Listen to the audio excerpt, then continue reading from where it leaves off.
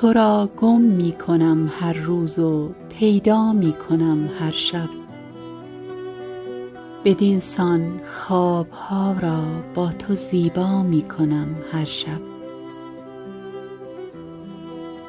مرا یک شب تحمل کن که تا باور کنی ای دوست، چگونه با جنون خود مدارا می کنم هر شب. چنان دستم تهی گردیده از گرمای دست تو که این یخ کرده را از بی کسی ها می کنم هر شب. دلم فریاد می خواهد ولی در انزوای خویش چه بی آزار با دیوار نجوا می کنم هر شب.